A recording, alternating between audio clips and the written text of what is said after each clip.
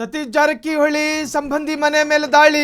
ಈ ಹಿಂದೆ ಮಂಜುನಾಥ್ ವಿರುದ್ಧ ಸಾಲು ಸಾಲು ದೂರುಗಳು ಕೇಳಿ ಬಂದಿತ್ತು.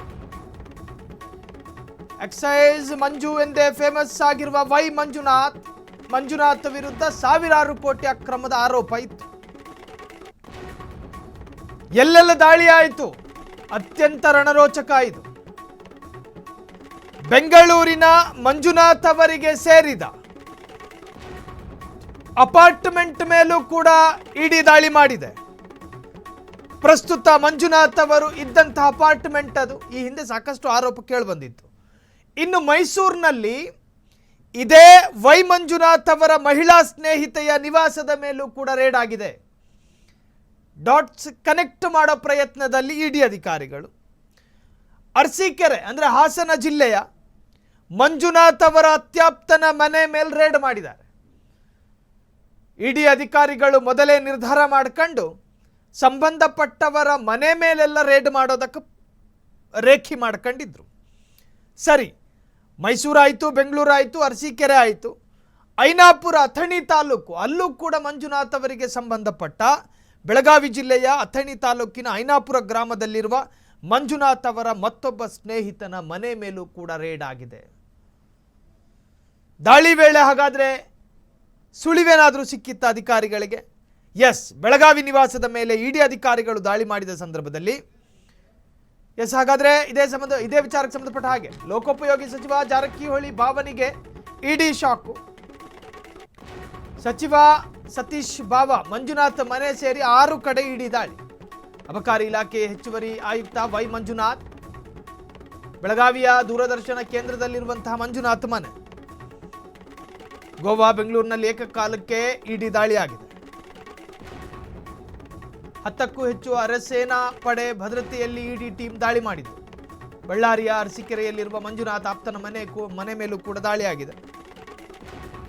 ಅಥಣಿ ತಾಲೂಕು ಐನಾಪುರ ಗ್ರಾಮದ ಮಂಜುನಾಥ್ ಸ್ನೇಹಿತನ ಮನೆ ಮೇಲೂ ಕೂಡ ದಾಳಿಯಾಗಿದೆ. ಸಚಿವ ಜಾರಕಿಹೊಳಿ ಅವರ ಭಾವನೆಗೆ ಇಡಿ ಶಾಕು. ಅಬಕಾರಿ ಇಲಾಖೆಯ ಹೆಚ್ಚುವರಿ ಆಯುಕ್ತ ಆಗಿದ್ದಂತಹ ಮಂಜುನಾಥ್ ನೋಡಿ, ಅವರಿಗೆ ಸಂಬಂಧಪಟ್ಟ ಎಲ್ಲರ ಮನೆ ಮೇಲೂ ಕೂಡ ದಾಳಿ. ಎಲ್ಲರ ಮನೆ ಮೇಲೂ ಅಂದರೆ ಅವರ ಸ್ನೇಹಿತನ ಮನೆ ಮೇಲೆ, ಸ್ನೇಹಿತೆಯ ಮನೆ ಮೇಲೆ. ನಾನು ನಿಮಗೆ ಹೇಳ್ತಾ ಇದ್ದೆ ಆರಂಭದಲ್ಲೇ ಎಲ್ಲೆಲ್ಲಿ ದಾಳಿ ಆಯಿತು ಅಂತ. ದೂರದರ್ಶನ ಕೇಂದ್ರದ ಬಳಿ ಇರುವ ವೈ ಮಂಜುನಾಥ್ ಅವರ ನಿವಾಸದ ಮೇಲೆ ಆರಂಭ.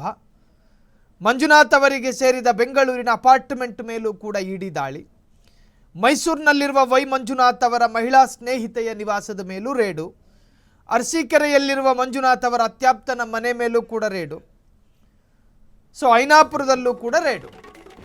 ಸಚಿವ ಸತೀಶ್ ಜಾರಕಿಹೊಳಿ ಭಾವನನ್ನೇ ಇಡಿ ಟಾರ್ಗೆಟ್ ಮಾಡಿದ್ಯಾಕೆ? ಅಳಿಯನ ಮೂಲಕ ಸತೀಶ್ ಜಾರಕಿಹೊಳಿಗೆ ಕೆಡ್ಡ ತೋಡ್ತಾ ಇಡಿ. ಕೆಪಿಸಿಸಿ ಅಧ್ಯಕ್ಷ ಸ್ಥಾನದ ಪ್ರಬಲ ಆಕಾಂಕ್ಷಿಯಾಗಿದ್ದ ಸತೀಶ್ ಅಳಿಯನ ಟಾರ್ಗೆಟ್ ಮಾಡಿ ಸತೀಶ್ ಜಾರಕಿಹೊಳಿ ಕೆಡ್ಡ ತೋಡಿದ್ರ? ಬೇನಾಮಿ ಹೆಸರಿನಲ್ಲಿ ಅಕ್ರಮ ಸಂಪಾದನೆ ಆರೋಪದಡಿ ದಾಳಿ. ಮಾಜಿ ಸಂಸದ ದೇವೇಂದ್ರಪ್ಪ ಪುತ್ರರಾಗಿರ್ತಕ್ಕಂತಹ ಮಂಜುನಾಥ್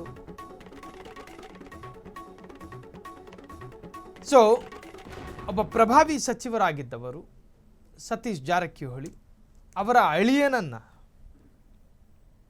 ಸಂಬಂಧಿಯನ್ನ ಗುರಿಯಾಗಿಸಿಕೊಂಡು ಜಾರಕಿಹೊಳಿ ಕೆಡ್ಡ ತೋಡೋ ಪ್ರಯತ್ನಗಳ.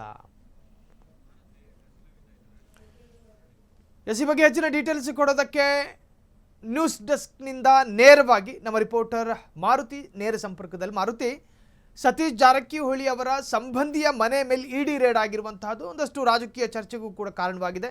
ಈ ಬಗ್ಗೆ ಹೆಚ್ಚಿನ ಡೀಟೇಲ್ಸ್ ಕೊಡೋದಾದ್ರೆ ಮಾರುತಿ. ಸೈಲ್, ಹೌದು, ಇವತ್ತು ಬೆಳಿಗ್ಗೆ ಸತೀಶ್ ಜಾರಕಿಹೊಳಿ ಅವರ ಬಾಮೈದನ ಮೇಲೆ ಮಂಜುನಾಥ್ ಎಂಬುವರ ಮನೆ ಮೇಲೆ ಸಾಕಷ್ಟು ಇಡಿ ರೈಡ್ ಆಗಿರೋದು. ಸಾಕಷ್ಟು ಕಡೆ ಅಂದರೆ ಬೆಂಗಳೂರು ಸೇರಿದಂತೆ ನಾನಾ ಕಡೆ ಇಡಿ ರೈಡ್ ಮಾಡಿರುವಂಥದ್ದು. ಇದು ಸಾಕಷ್ಟು ಮಹತ್ವವನ್ನು ಮತ್ತು ಕುತೂಹಲವನ್ನು ಮೂಡಿಸಿರೋದು. ಯಾಕೆಂದರೆ ಅವ್ರ ಮೇಲೆ ಸಾಕಷ್ಟು ಹಿಂದೆ ಕೂಡ ಸಾಕಷ್ಟು ಸಾಲು ಆರೋಪಗಳು ಕೂಡ ಬಂದಿದ್ವು. ಅಂದರೆ ಮನಿ ಲಾಂಡ್ರಿಂಗ್ ಆಗಿರ್ಬೋದು ಮತ್ತು ವರ್ಗಾವಣೆ ದಂಧೆ ಆಗಿರ್ಬೋದು, ಈ ರೀತಿಯಾದಂಥ ಆರೋಪಗಳು ಕೂಡ ಅವ್ರ ಮೇಲೆ ಬಂದಿತ್ತು. ಅವರು ಇದರಲ್ಲಿ ಹೆಚ್ಚು ಗಮನ ಹರಿಸ್ತಿದ್ರು ಮತ್ತು ಇದರಿಂದ ಸಾಕಷ್ಟು ಹಣ ಸಂಪಾದನೆ ಮಾಡಿದ್ದಾರೆ ಎಂಬ ಆರೋಪವು ಕೂಡ ಅವ್ರ ಮೇಲೆ ಕೇಳಿಬರ್ತಿತ್ತು. ಇದರಿಂದಾಗಿ ಇವತ್ತು ಇಡಿ ದಾಳಿ ಕೂಡ ಮಾಡಿರೋದು. ಪ್ರಮುಖವಾಗಿ ಇವರು ಸತೀಶ್ ಜಾರಕಿಹೊಳಿ ಅವರ ಬಾಮೈದ ಆಗಿರೋದ್ರಿಂದ ಇದನ್ನ ಕೇಸ್ ಸಾಕಷ್ಟು ಮಹತ್ವವನ್ನು ಪಡ್ಕೊಳ್ತಿದೆ ಮತ್ತು ರಾಜಕೀಯವಾಗೂ ಕೂಡ ಇದು ತಿರುಗುವ ಸಾಧ್ಯತೆ ಇರುವಂಥದ್ದು. ಪ್ರಮುಖವಾಗಿ ಸತೀಶ್ ಜಾರಕಿಹೊಳಿ ಕಾಂಗ್ರೆಸ್ ಸರ್ಕಾರದಲ್ಲಿ ಪ್ರಬಲ ನಾಯಕ ಮತ್ತು ಪ್ರಭಾವಿ ಹೊಂದಿರುವಂತಹ ಲೋಕೋಪಯೋಗಿ ಸಚಿವ. ಅದರಿಂದಾಗಿ ಇದು ಸಾಕಷ್ಟು ರಾಜಕೀಯ ತಿರುವು ಪಡೆದುಕೊಳ್ಳುವ ಮುಂದಿನ ದಿನಗಳಲ್ಲಿ ಹೆಚ್ಚು ಕಾಣ್ತಿರೋದು. ಪ್ರಮುಖವಾಗಿ ಮಂಜುನಾಥ್ ಅವರು ಕೂಡ ಅಬಕಾರಿ ಇಲಾಖೆಯಲ್ಲಿ ಹೆಚ್ಚುವರಿ ಆಯುಕ್ತರಾಗಿ ಕೂಡ ಕೆಲಸ ಮಾಡ್ತಾ ಇದ್ದಂಥದ್ದು. ಅದ್ರ ಮೇಲೂ ಕೂಡ ಸಾಕಷ್ಟು ಆರೋಪಗಳಿದ್ವು ಮತ್ತು ಪ್ರಮುಖವಾಗಿ ವರ್ಗಾವಣೆ ಮೂಲಕ ಹಣ ಸಂಗ್ರಹ ಮಾಡ್ತಿದ್ರು, ಹಣದಂಧೆ ಕೂಡ ಮಾಡ್ತಿದ್ರು ಎಂಬ ಆರೋಪವು ಕೂಡ ಅವ್ರ ಮೇಲೆ ಇರುವಂಥದ್ದು. ಈ ಹಿಂದೆ ಕೂಡ ಹಲವಾರು ಬಾರಿ ಅವ್ರಗಳ ಮೇಲೆ ದೂರು ಕೂಡ ಬಂದಿತ್ತು. ಇದರಿಂದಾಗಿ ಸಾಕಷ್ಟು ಮಾಹಿತಿ ಸಾಕಷ್ಟು ಮಹತ್ವವನ್ನು ಪಡ್ಕೊಂಡಿರುವಂಥದ್ದು. ಪ್ರಮುಖವಾಗಿ ಅವ್ರ ಮನೆ ಮೇಲೆ ಈಗಾಗಲೇ ರೈಡ್ ಆಗಿದ್ದು, ಬೆಂಗಳೂರು ಸೇರಿದಂತೆ ನಾನಾ ಕಡೆ ರೈಡ್ ಆಗಿದೆ. ಹಲವಾರು ಕಡೆ ಈಗಾಗಲೇ ಅವರ ಆಪ್ತರು ಅಂದರೆ ಮಂಜುನಾಥ್ ಆಪ್ತರು ಸ್ನೇಹಿತರ ಮನೆ ಮೇಲೂ ಕೂಡ ರೈಡ್ ಆಗಿರುವಂಥದ್ದು. ವರ್ಗಾವಣೆ ವಿಚಾರವಾಗಿ ಆಗಿರ್ಬೋದು ಮತ್ತು ಮನಿ ಲಾಂಡ್ರಿಂಗ್ ವಿಚಾರವಾಗೂ ಕೂಡ ಸಾಕಷ್ಟು ತನಿಖೆ ನಡೀತಿದೆ. ಸಾಕಷ್ಟು ದಾಖಲೆಗಳನ್ನು ಕೂಡ ಈಗಾಗಲೇ ವಶಪಡಿಸ್ಕೊಳ್ತಾ ಇರುವಂಥದ್ದು. ಇದಲ್ಲದೆ ಮಂಜುನಾಥ್ ಅವ್ರನ್ನು ಕೂಡ ಬಂಧನವನ್ನು ಮಾಡಿರೋದು. ಇನ್ನೊಂದು ಕಡೆ ಸತೀಶ್ ಜಾರಕಿಹೊಳಿ ಕೂಡ ಸರ್ಕಾರದಲ್ಲಿ ಪ್ರಭಾವಿ ಆಗಿರೋದ್ರಿಂದ ಈ ಮೂಲಕ ಅವ್ರನ್ನ ಕೆಡ್ಡ ತೊಡುವ ಪ್ರಯತ್ನ ಮಾಡ್ತಿದ್ದ. ಅಂದರೆ ತಮ್ಮ ಆಪ್ತ ಬಾಮೈದರ ಮೇಲೆ ಏನು ಇಡಿ ದಾಳಿ ಮಾಡುವ ಮೂಲಕ ಅವ್ರನ್ನ ಕೆಡ್ಡ ತೊಡುವ ಪ್ರಯತ್ನ ನಡೀತಿದೆ ಎಂಬ ಚರ್ಚೆ ಕೂಡ ಈಗ ರಾಜಕೀಯವಾಗಿ ಆಗ್ತಾ ಇರೋದು.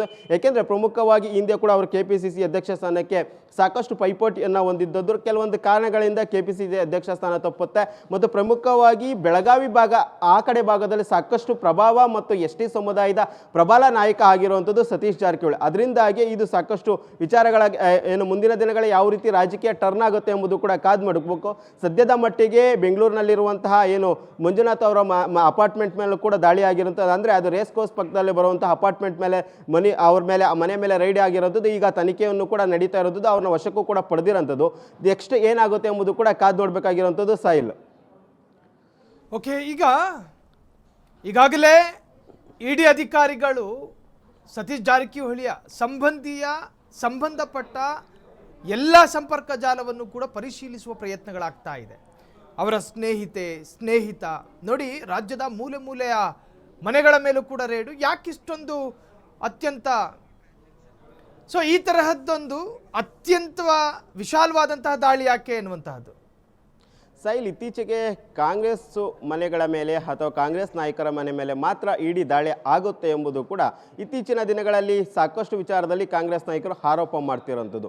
ಇದು ಒಂದು ರೀತಿಯ ಆರೋಪ ಆಗಿರ್ಬೋದು. ಬಟ್ ಮಂಜುನಾಥ್ ಮೇಲೆ ಈ ಹಿಂದೆ ಸಾಕಷ್ಟು ಸಾಲು ಆರೋಪ ಬಂದಿದ್ದು ಎಂಬುದು ಕೂಡ ದಾಖಲೆ ಇರೋಂಥದ್ದು. ಪ್ರಮುಖವಾಗಿ ಅವರು ಮನಿ ಲಾಂಡ್ರಿಂಗ್ ಆಗಿರ್ಬೋದು ಮತ್ತು ವರ್ಗಾವಣೆ ದಂಧೆ ವಿಚಾರದಲ್ಲಿ ಅವರು ಸಾಕಷ್ಟು ಅಂದರೆ 100 ಕೋಟಿ ಹಣ ಸಂಗ್ರಹ ಮಾಡಿದ್ದಾರೆ. ವರ್ಗಾವಣೆ ವಿಚಾರದಲ್ಲಿ ಆಗಿರ್ಬೋದು ಮತ್ತು ಅಕ್ರಮ ಹಣವನ್ನು ಈಗಾಗಲೇ ಬೇರೆ ಕಡೆಯಲ್ಲೂ ಕೂಡ ಅಡಗಿಡ್ತಿದ್ದಾರೆ ಮತ್ತು ಅದೇ ರೀತಿ ತಮ್ಮ ಆಪ್ತರೊಂದಿಗೂ ಕೂಡ ಸಾಕಷ್ಟು ಹಣ ವರ್ಗಾವಣೆ ದಂಧೆ ನಡೆದಿದೆ ಎಂಬ ಬಗ್ಗೆ ಕೂಡ ಈಗ ಇಡಿ ಅಧಿಕಾರಿಗಳಿಗೆ ಮಾಹಿತಿ ಇರೋದ್ರಿಂದ ಈಗ ಏಕಕಾಲದಲ್ಲಿ ಎಲ್ಲ ಕಡೆ ಅಂದರೆ ತಮ್ಮ ಮಂಜುನಾಥ್ ಆಪ್ತರ ಮನೆಗಳ ಮೇಲೆ ಆಗಿರ್ಬೋದು, ಸ್ನೇಹಿತರ ಮನೆ ಮೇಲೆ ಆಗಿರ್ಬೋದು ಮತ್ತು ಅವರ ಏನು ಈ ವ್ಯವಹಾರ ವಹಿವಾಟುಗಳಿರುತ್ತವೆ ಅವೆಲ್ಲ ಸಂಸ್ಥೆಗಳ ಮೇಲೂ ಕೂಡ ಇಡಿ ದಾಳಿ ಆಗಿರೋಂಥದ್ದು. ಅದಕ್ಕೆ ಸಂಬಂಧಪಟ್ಟಂತೆ ದಾಖಲೆಗಳು ಕೂಡ ಅಧಿಕಾರಿಗಳಿಂದ ಕಲೆಕ್ಟ್ ಆಗ್ತಿರೋಂಥದ್ದು. ಎಲ್ಲೊಂದು ಕಡೆ ಕೇವಲ ಕಾಂಗ್ರೆಸ್ ಮೇಲೆ ದಾಳಿ ಆಗುತ್ತೆ ಎಂಬುದು ಕೂಡ ಕಾಂಗ್ರೆಸ್ ನಾಯಕರ ವಾದ. ಬಟ್ ಇಲ್ಲಿವರೆಗೂ ಕೂಡ ಕಾಂಗ್ರೆಸ್ ನಾಯಕರು ಇದ್ರ ಬಗ್ಗೆ ಆಗಿರ್ಬೋದು ಮತ್ತು ಸತೀಶ್ ಜಾರಕಿಹೊಳಿ ಆಗಿರ್ಬೋದು ಎಲ್ಲೂ ರಿಯಾಕ್ಟ್ ಆಗಿಲ್ಲ. ಆ ನಂತರ ಏನು ಹೇಳ್ತಾರೆ ಎಂಬುದು ಕೂಡ ಕಾದು ನೋಡಬೇಕು. ಒಟ್ಟಿನಲ್ಲಿ ಸತೀಶ್ ಜಾರಕಿಹೊಳಿ ಪ್ರಬಲ ನಾಯಕ ಅನ್ನೋದು ಎಳ್ಳೆ ಮಾತಿಲ್ಲ. ಕಾಂಗ್ರೆಸ್ನಲ್ಲಿ DKಶಿ ನಂತರ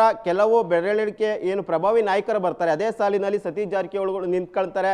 ಪ್ರಮುಖವಾಗಿ KPCC ಅಧ್ಯಕ್ಷ ಸ್ಥಾನದ ಆಕಾಂಕ್ಷಿ ಕೂಡ ಆಗಿದ್ರು. ಕೆಲವೊಂದು ರಾಜಕೀಯ ಕಾರಣ ಆಗಿರ್ಬೋದು ಮತ್ತು ಹೈಕಮಾಂಡ್ ಕೇವಲ ಒಬ್ಬರಿಗೆ ಒಂದು ಹುದ್ದೆ ಎಂಬ ನಿರ್ಣಯದಿಂದ ಅವ್ರನ್ನ KPCC ಅಧ್ಯಕ್ಷ ಸ್ಥಾನದಿಂದ ತಪ್ಪಿಸಲಾಗುತ್ತೆ. ಇವೆಲ್ಲವೂ ಕೂಡ ಒಂದು ರೀತಿಯಾದ KPCC ಅಧ್ಯಕ್ಷ ಅಲ್ಲದೆ ಅವರು ಸತೀಶ್ ಜಾರಕಿಹೊಳಿ ಪ್ರಬಲ ನಾಯಕರಾಗಿರೋದ್ರಿಂದ ಅವ್ರನ್ನ ಅಂದರೆ ತಮ್ಮ ಬಾಮೈದನ ಮನೆ ಮೇಲೆ ಇಡಿ ರೈಡ್ ಮಾಡಿಸುವ ಮೂಲಕ ಅವ್ರನ್ನ ಕಟ್ಟಾಕುವ ಪ್ರಯತ್ನ ಆಗ್ತಿರ್ಬೋದು ಎಂಬ ಚರ್ಚೆ ಕೂಡ ರಾಜಕೀಯದಲ್ಲಿ ಇರುವಂಥದ್ದು. ಸಾಯಿಲ್ ಎಸ್ ಮಾರುತಿ, ಇನ್ನು ಕ್ವಿಕ್ ಆಗಿ ಅಪ್ಡೇಟ್ ಕೊಡೋದಾದ್ರೆ, ಈ ಮನಿ ಲಾಂಡ್ರಿಂಗ್ ಪ್ರಕರಣ ಅರ್ಥಾತ್ ಅಕ್ರಮ ಹಣ ವರ್ಗಾವಣೆ ಈ ವಿಚಾರಕ್ಕೆ ಸಂಬಂಧಪಟ್ಟ ಹಾಗೆ ಕೆಲವೊಮ್ಮೆ ಸಂಬಂಧಪಟ್ಟ ಹಾಗೆ ಅವರ ಆಸ್ತಿಗಳನ್ನು ಮುಟ್ಟುಗೋಲು ಮಾಡುವಂತಹ ಪ್ರಕ್ರಿಯೆಗಳು ಕೂಡ ನಡೀತಾವೆ. ಈ ಪ್ರಕರಣದಲ್ಲಿ ಆ ತರಹದ್ದೇನಾದ್ರೂ ಪ್ರಾಸೆಸ್ಗಳು ನಡೀತಾ ಇದೆಯಾ ಮಾರುತಿ? ಸಾಯಿಲ್, ಸದ್ಯಕ್ಕೆ ಬೆಳಿಗ್ಗೆ ಮಾತ್ರ ದಾಳಿ ಆಗಿರುವಂಥದ್ದು. ಅಂದರೆ ಮನಿ ಲಾಂಡ್ರಿಂಗ್ ಸಂಬಂಧಪಟ್ಟಂತೆ ಹಣ ವರ್ಗಾವಣೆ ಆಗಿರ್ಬೋದು ಮತ್ತು ಟ್ರಾನ್ಸ್ಫರ್ ದಂಧೆಯಲ್ಲೂ ಕೂಡ ಅವರು ಭಾಗಿಯಾಗಿದ್ದರು ಮತ್ತು ಸಾಕಷ್ಟು ಅಂದರೆ 100 ಕೋಟಿ ಈ ರೀತಿ ಅಕ್ರಮ ಹಣ ಸಂಗ್ರಹ ಮಾಡಿದ್ದಾರೆ ಎಂಬ ಆರೋಪವು ಕೂಡ ಈ ಹಿಂದೆ ಕೇಳಿಬಂದಿತ್ತು. ಅದಕ್ಕೆ ಸಂಬಂಧಪಟ್ಟಂತೆ ದೂರುಗಳನ್ನು ಕೂಡ ಇಡಿಗಾಗಿರ್ಬೋದು ಸಂಬಂಧಪಟ್ಟ ಇಲಾಖೆ ಅಧಿಕಾರಿಗಳು ಕೊಟ್ಟಿದ್ರು ಎಂಬ ಚರ್ಚೆ ಕೂಡ ಇರೋದ್ರಿಂದ ಸಂಪೂರ್ಣವಾಗಿ ಆ ದಾಖಲೆಗಳೆಲ್ಲ ಕಲೆಕ್ಟ್ ಮಾಡಿ ಈಗ ನೇರವಾಗಿ ದಾಳಿಯನ್ನು ಮಾಡಿರುವಂಥದ್ದು. ಆದರೆ ಮುಂದಿನ ದಿನಗಳಲ್ಲಿ ಎಷ್ಟು ಮನಿ ಲಾಂಡ್ರಿಂಗ್ ಆಗಿರ್ಬೋದು ಮತ್ತು ಎಷ್ಟು ಅಕ್ರಮ ಹಣ ಸಂಗ್ರಹ ಆಗಿದೆ ಎಂಬ ಬಗ್ಗೆಯೂ ಕೂಡ ಅವರಲ್ಲಿರುವಂತಹ ದಾಖಲೆ, ಅಂದರೆ ಈಗ ಆಪ್ತರ ಮೇಲೆ ಏನು ಮನೆ ಮೇಲೆ ದಾಳಿ ಆಗಿದೆ ಅವೆಲ್ಲ ಕೂಡ ಅಲ್ಲಿ ದಾಖಲೆಗಳನ್ನು ಕೂಡ ಕಲೆಕ್ಟ್ ಮಾಡ್ತಾರೆ. ಮತ್ತು ಈಗಾಗಲೇ ಮಂಜುನಾಥ್ ಅವರ ಮನೆ ಮೇಲೆ, ಅಪಾರ್ಟ್ಮೆಂಟ್ಗಳ ಮೇಲೆ, ಬೆಳಗಾವಿಯಲ್ಲಿರುವಂಥ ಮನೆ ಮೇಲೂ ಕೂಡ ಈಗಾಗಲೇ ದಾಳಿ ಆಗಿರುವಂಥದ್ದು, ಇಡಿ ದಾಳಿ ಅಧಿಕಾರಿಗಳು ಮಾಡಿರುವಂಥದ್ದು. ಅದಕ್ಕೆ ಸಂಬಂಧಪಟ್ಟಂತೆ ಎಲ್ಲ ದಾಖಲೆಗಳನ್ನು ಸಂಗ್ರಹ ಮಾಡ್ತಾರೆ. ಆ ನಂತರ ಎಷ್ಟು ಹಣ ವರ್ಗಾವಣೆ ಆಗಿದೆ, ಇದರಲ್ಲಿ ಎಷ್ಟು ಅಕ್ರಮ ಆಗಿದೆ ಅದೆಲ್ಲವೂ ಕೂಡ ಹಿಡಿದಿಟ್ಕೊಳ್ಳುವ ಪ್ರಯತ್ನ ಇಡಿ ಅಧಿಕಾರಿಗಳು ಮಾಡ್ತಾರೆ. ಅದನ್ನೆಲ್ಲ ಕಲೆಕ್ಟ್ ಮಾಡುವ ಪ್ರಯತ್ನ ಮಾಡ್ತಾರೆ. ಮತ್ತು ಅದೆಲ್ಲವೂ ಕೂಡ ಮುಟ್ಟುಗೋಲು ಹಾಕುವ ಪ್ರಯತ್ನಗಳನ್ನು ಕೂಡ ಸರ್ಕಾರದ ಅಂದರೆ ಇಡಿ ಕಡೆಯಿಂದ ಮಾಡುತ್ತೆ. ಅದಕ್ಕೆ ಸಂಬಂಧಪಟ್ಟಂತೆ ಕೋರ್ಟ್ನಲ್ಲೂ ಕೂಡ ಚರ್ಚೆ ಆಗುತ್ತೆ. ಇವೆಲ್ಲವೂ ಕೂಡ ಇರುವಂಥದ್ದು. ಮುಂದಿನ ದಿನಗಳಲ್ಲಿ ಏನಾಗುತ್ತೆ ಎಂಬುದು ಕಾದು ನೋಡಬೇಕು. ಸದ್ಯದ ಮಟ್ಟಿಗೆ ಈಗ ತನಿಖೆ ಆರಂಭ ಆಗಿರೋದು ಮತ್ತು ಮಾಹಿತಿಯನ್ನು ಕೂಡ ಈಗ ಈ ಅಪಾರ್ಟ್ಮೆಂಟಲ್ಲಿ ಆಗಿರ್ಬೋದು ಮತ್ತು ಎಲ್ಲ ಕಡೆ ಎಲ್ಲೆಲ್ಲ ದಾಳಿ ಮಾಡಿದೆ ಅಲ್ಲೆಲ್ಲವೂ ಕೂಡ ಮಾಹಿತಿ ಆಗಿರ್ಬೋದು ಮತ್ತು ದಾಖಲೆಗಳನ್ನು ಈಗಾಗಲೇ ಕಲೆಕ್ಟ್ ಮಾಡ್ತಾ ಇರೋದು. ಮುಂದೆ ಇವತ್ತು ಎಷ್ಟು ದಿನ ಇಡಿ ದಾಳಿ ನಡೆಯುತ್ತೆ, ಇವತ್ತಿಗೆ ಕಂಪ್ಲೀಟ್ ಆಗುತ್ತಾ ಅಥವಾ ನಾಳೆಯೂ ಕೂಡ ಇದು ಮುಂದುವರಿಯುತ್ತೆ ಎಂಬುದು ಕೂಡ ಕಾದು ನೋಡಬೇಕು. ಇದೆಲ್ಲ ನಂತರ ಅವ್ರನ್ನ ಬಂಧನ ಮಾಡ್ತಾರೆ. ಆ ನಂತರ ವಿಚಾರಣೆ ಕೂಡ ಆರಂಭ ಆಗುವಂಥದ್ದು ಸಾಯಿಲ್. ಥ್ಯಾಂಕ್ ಯು ಮಾರುತಿ ತಮ್ಮೆಲ್ಲ ಡೀಟೇಲ್ಸ್ಗೆ. ಸಚಿವ ಜಾರಕಿಹೊಳಿ ಭಾವನೆಗೆ ಇಡಿ ಶಾಕ್ ಪ್ರಕರಣ. ವೈ ಮಂಜುನಾಥ ಕೊನೆಗೂ ಇಡಿ ಅಧಿಕಾರಿಗಳ ವಶಕ್ಕೆ. ಬೆಂಗಳೂರಿನಲ್ಲಿರುವ ಸಮಿಟ್ ಅಪಾರ್ಟ್ಮೆಂಟ್ನಲ್ಲಿ ಪೊಲೀಸರು ಅರ್ಥಾತ್ ಇಡಿ ಅಧಿಕಾರಿಗಳು ವಶಕ್ಕೆ ಪಡೆದುಕೊಂಡಿದ್ದಾರೆ. ವಿದೇಶಿ ಅಕ್ರಮ ಹಣಕಾಸು ಹವಾಲಾ ಲಿಂಕ್ ಹಿನ್ನೆಲೆಯಲ್ಲಿ ದಾಳಿ. ಬೆಳಗಾವಿ, ಬೆಂಗಳೂರು ಸೇರಿ 6 ಕಡೆಗಳಲ್ಲಿ ಏಕಕಾಲಕ್ಕೆ ದಾಳಿ. ಅಟ್ ಎ ಸೇಮ್ ಟೈಮ್ 6 ಸ್ಥಳಗಳಿಗೆ ಜಾರಿ ನಿರ್ದೇಶನಾಲಯದ ಅಧಿಕಾರಿಗಳು ರೇಡ್ ಮಾಡಿದ್ರು. ದಾಖಲೆಗಳ ಪರಿಶೀಲನೆ ನೋಡಿ, ಇಲ್ಲಿ ಕಸ್ಟಡಿಗೆ ತೆಗೆದುಕೊಂಡಿದ್ದಾರೆ, ವಶಕ್ಕೆ ಪಡೆದಿದ್ದಾರೆ. ಅರೆಸ್ಟು ಅನ್ನುವುದಕ್ಕಿಂತಲೂ ಅಧಿಕಾರಿಗಳು ವಶಕ್ಕೆ ಪಡೆದುಕೊಂಡಿದ್ದಾರೆ.